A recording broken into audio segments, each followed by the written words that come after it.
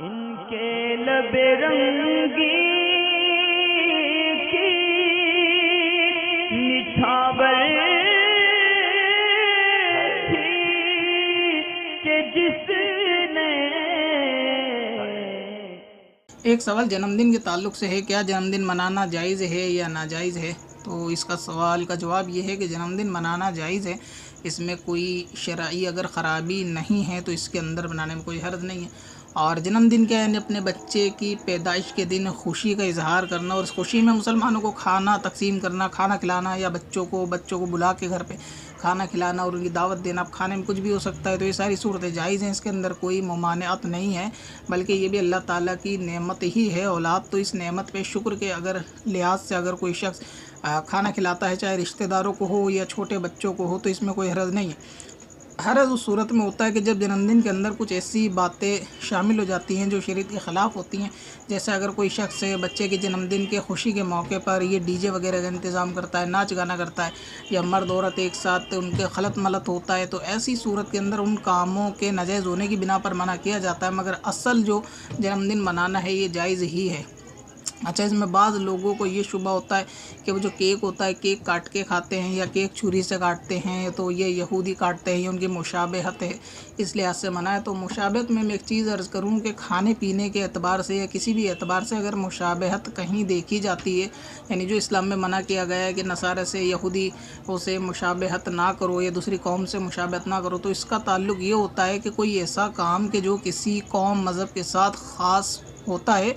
उसके साथ मुशाबहत मनाए, और कोई ऐसा काम कि जो किसी मज़हब के साथ जुड़ा हुआ नहीं है, ख़ास नहीं है, तो उसको कोई भी करेगा तो उसको मुशाबहत नहीं कहते। अब रहा केक का मामला, तो केक कोई ऐसी चीज़ नहीं है जो यहूदी धर्म या नसारा धर्म के साथ ख़ास जुड़ा हुआ है कि वही मज़हब वाले इसको कोई अपने में इबादत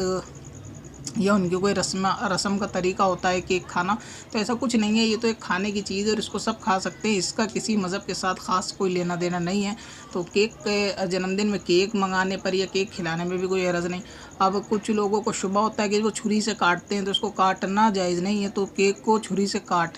कर खाना ये भी जायज़ है। और खाने पीने के अंदर कायदा ये होता है कि जो चीज़ जिस हिसाब से उर्फ़ में यानी समाज में वहाँ खाई जाती है उसको उसी एतबार से खाया जाएगा। उसके ख़िलाफ़ खाना मना होगा, मगर उसके मुताबिक खाना मना नहीं होगा। अब क्योंकि केक इतना बड़ा होता है कि 1 किलो या 2-3 किलो या 5 किलो तक का होता है, तो इतना बड़ा केक कोई एक शख्स अकेला ना खा सकता है, ना किसी एक को तकसीम किया जा सकता है, ना उसको बाँटा जा सकता है। लिहाजा ऐसी सूरत में केक को छुरी से काट कर ही बाँटा भी जाएगा और काट कर ही खाया भी जाएगा।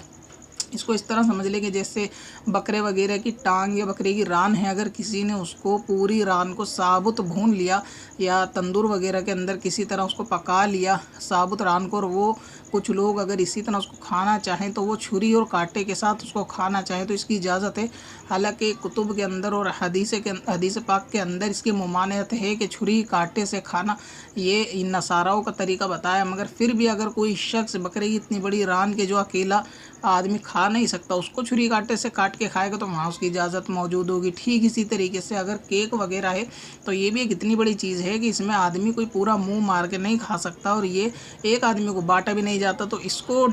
यानी बांटने के लिए तो टुकड़े करना ज़रूरी हैं, तो वो काटना छुरी ही के साथ होगा, तो इसके अंदर भी कोई हरज नहीं होता। अब मसला ये आता है कि जो जन्मदिन के अंदर कुछ चीज़ें खुराफात की शामिल हो जाती हैं जिसकी बिना पर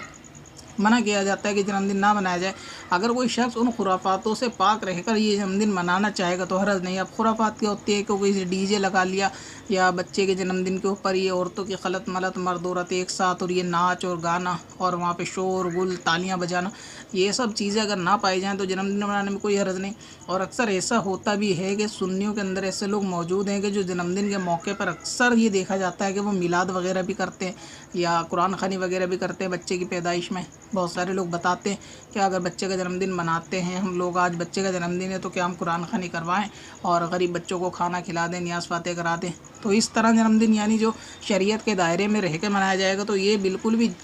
ममानियत इसकी नहीं है, नाजायज़ नहीं है, इसको मना सकते हैं। और ये एक बच्चे की पैदाइश की खुशी का इजहार है और अल्लाह ताला की नेमत का इजहार है, अल्लाह ताला की नेमत का ज़िक्र है, इसमें कोई हरज नहीं है। अब कुछ लोगों के ये पेट में दर्द पैदा होता है वो काम लेकर के जिस सहाबा ने किया या नबी ने किया या नहीं किया, तो फ़िलहाल तो सवालात कुछ ज़्यादा हैं, इस पर इंशाअल्लाह ताला मैं फ़ुर्सत से बात करूँगा उन लोगों से कि जो ये सहाबा ने किया ये नहीं किया, तो फिर उस दिन देखेंगे कि वो सारे काम के कितना ये लोग सहाबा के करेवे पे अमल करते हैं और कितना नबी पे इंशाअल्लाह ताला।